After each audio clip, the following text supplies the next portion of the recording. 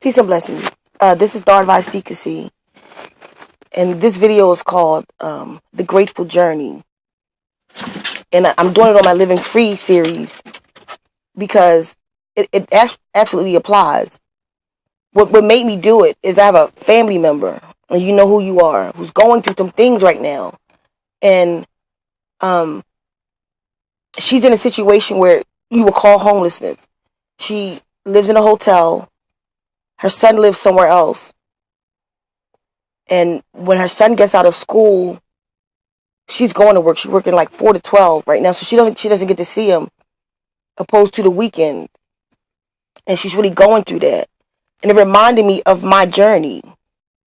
It reminded me when I was homeless, but I was homeless for 3 years at a time, or a 3-year period. Let me say that. I was homeless for a 3-year period. And I moved from place to place.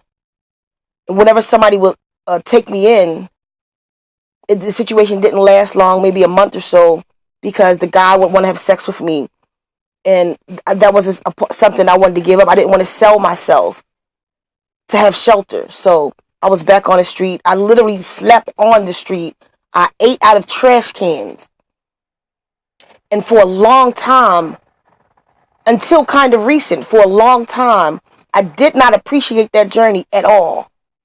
I'm very spiritual, and at the time, my spiritual head was God, the God of the Israelites that my parents gave me, Yahweh, Yeshua, or something that you may call Jesus or whatever, that being. That was my overseer. And I was upset with my overseer because I did not understand why, if you love me, that you would have me in a situation. Why I have siblings and parents, but I wasn't allowed to come to their house because of my sexual preference. And I had a hate for them for a long time inwardly. I never treated them any different, but inwardly, I never truly understood it until recently. And I'm okay with it today because I realized, even when I was younger, if I didn't have a lot of clothing, my parents didn't buy me a lot of clothing or a lot of name brand stuff. And I hated that. My clothes had holes in it. People laughed at me and joked me. And as soon as I was able to get out on my own, which was about 16, I was what you call fresh. That was the word of the day. I was fresh. Everything was fresh. I bought the best jewelry, the best clothes, the high-tech items. That's what I did. And then every year, like at the beginning of the year, I would start over new and get rid of all that stuff to wind up buying it again throughout that year. And I got rid of it because I didn't feel whole with somebody else's name tag on my back. Somebody else's name on the tag on my back.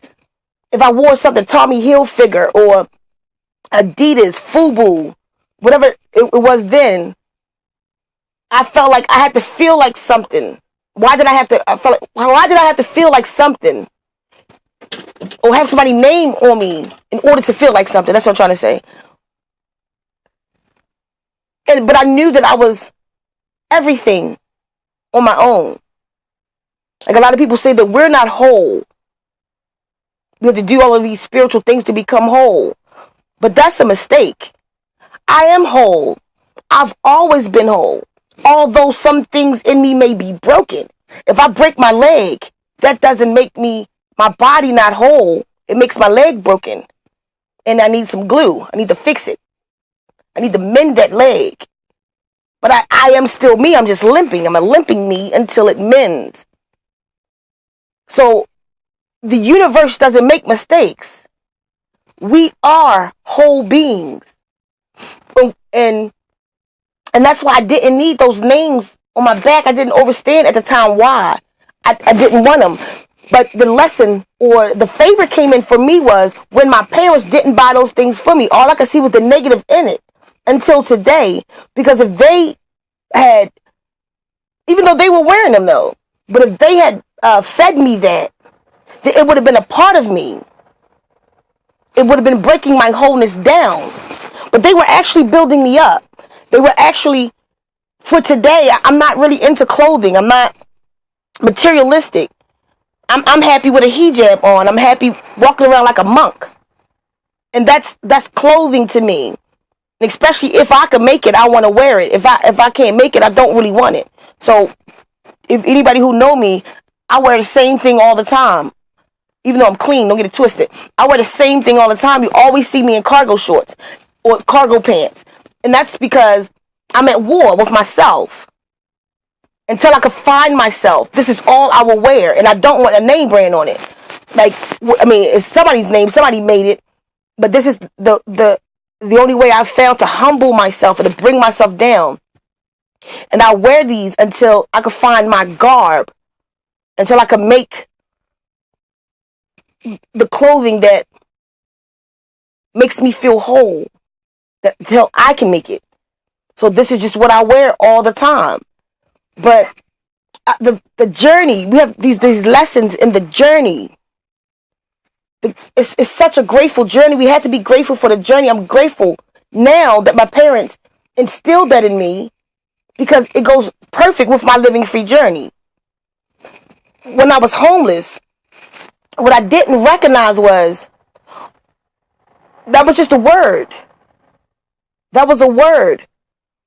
Because I was always okay. I always had somewhere to sleep. I always had a way to eat. As a matter of fact, I would change my clothes every day in the Greyhound station downtown Baltimore on Fayette Street. And I had a locker in there that cost me a quarter a day to keep. And I would go into that locker in the AM, go down, take my things down to the bathroom, and I would wash up. I would sit and curl my hair. That's when my hair wasn't natural, and I wasn't into my more so into my wholeness, and I was perming my hair and straightening out my 9 ether. Not today though, but at the time that's what I was doing. And I would go down there and I would curl my hair, and I would freshen up, and I would put some clean, some new set on, put the stuff back in the locker, and I would go out and panhandle for the day.